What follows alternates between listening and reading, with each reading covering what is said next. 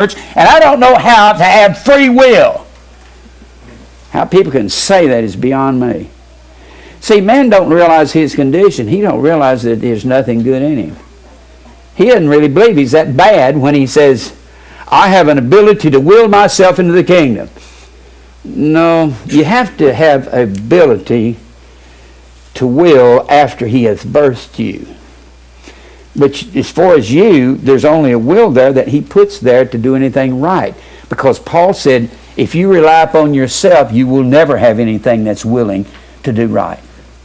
What we need to do is pray, get on our faces every day, or ride down the road in a car, pray, oh Lord, cause me to be willing to quit thinking I'm somebody. When a man he thinks he's something and he's nothing, he deceives himself, Paul told the Corinthians. You're just deceived. Well, I'm older than everybody here at the church. I'm one of the older ones here. I'm one of the experienced. That makes me somebody. No, it doesn't. By the grace of God, you're here and older. By the grace of God, you got anything that you have. By the grace of God, that you possess some wisdom or some ability. And those of us who are older need to be careful that we don't just look at the young people and say, this is a message for you. It's a message that I have to wrestle with every day. My mind changes constantly about how to approach the world. God is really teaching me how to deal with people in the last 2 or 3 years. I'm talking about since my mid-60s. He's teaching me things I have never learned before. So maybe you've already learned it. Maybe you're ahead of me. I don't know. We're worms. Huh? We're worms in Job 25. Yes, we're all worms. That's exactly true. Now, works. So a man that faith works by love. Faith without works is dead. Love is agape. Agape is walking after the commandments of God. Walking after commandments, but all God's commandments are not necessarily the 10 commandments. Every time you have an imperative mood in the Greek, imperative, I'll get it right, man, I can't even write. Imperative, every time you have an imperative mood in the Greek, that's a command. Strive to enter into the straight gate. Humble yourself under the hand of God. Avoid those who walk disorderly. Enter ye into the straight gate. All these are imperatives and many, many more. And when he gives an imperative, that's a command of God. And the commandments are agape. And he writes these on fleshy tables of our heart. And we don't write them on our own hearts.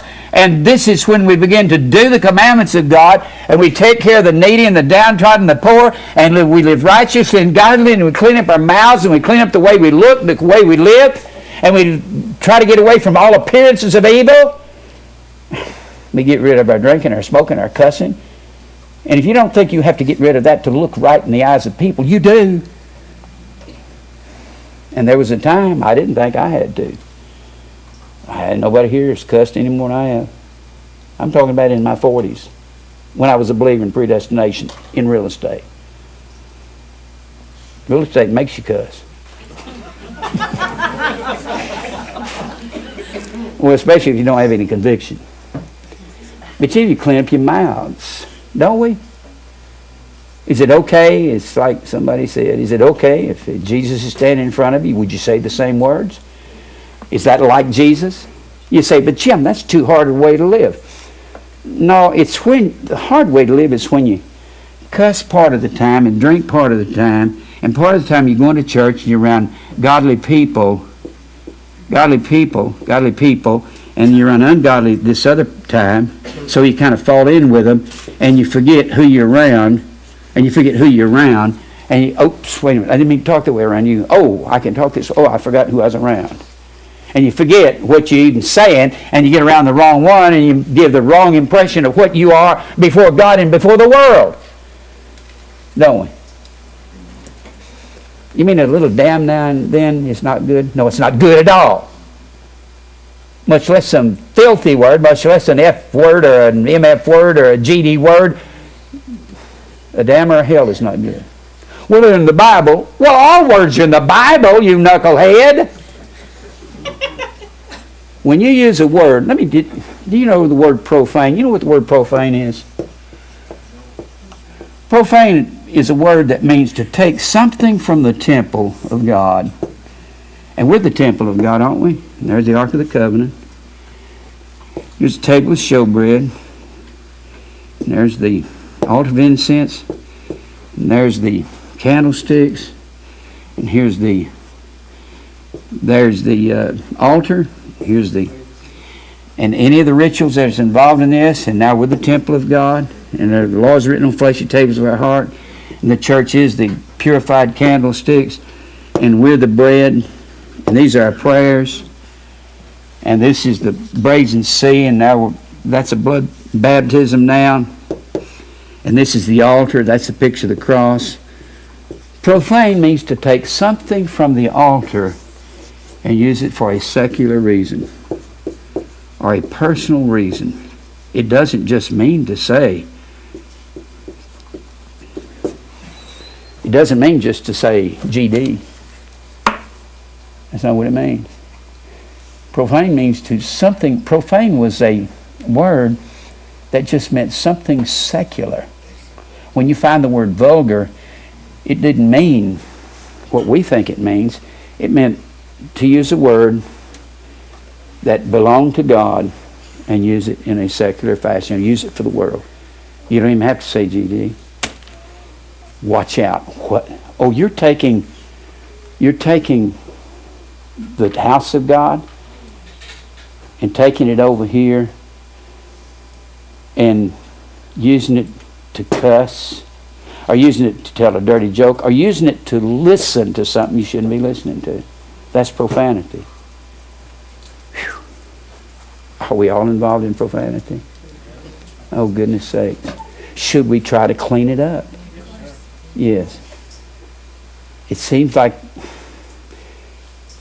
the older you get, you still have it in you. And you fight it, and you fight it. I fight it every day. Sometimes I can't whip it, and I try, and I just go, God, how am I going to... I wish I could get out of this body. This thing does nothing but make me miserable. See, until you get older, you don't know it's making you miserable because you keep dabbling into... This is what the average person wouldn't even think is profanity. Nothing wrong with that, Jim. You know, it's a hard thing to come to realize. Now, we've been talking about faith that works. If you just take the temple of God and use it for self, that's profanity. If you don't ever serve God with this temple of God, and just take it out there and you're just working to make money and that's your life. You work and that's profanity. If you're taking this temple of God and you go out here and you just, every day is just to pursue a woman, that's profanity. Pursue a man, that's profanity. To pursue something of the flesh, that's profanity. I got to have that car, I got to have that house. Using the temple of God. We're not saying don't have the things that you need. We're saying if our minds are occupied with everything in this temple of God other than God, and we use His Word to pervert, and we twist it, and we get forward with His Word to have our way, that's profanity. We don't know that, do we? It's more than using the name of God's name in vain. God's name in vain. Thou shalt not take the name of the Lord thy God in vain. Vain is the word Hebrew. It means worthless. And what is worthless is outside the service of God. So if you take the name, you take the Shem or the Onoma, and you both of those, here's the Greek, here's the Hebrew, and you take the Shem, they mean authority. Take God's authority in your life, and you don't live for Him, and you live for self in any fashion. You're taking the name of God in vain. It's not just to say GD. It's just living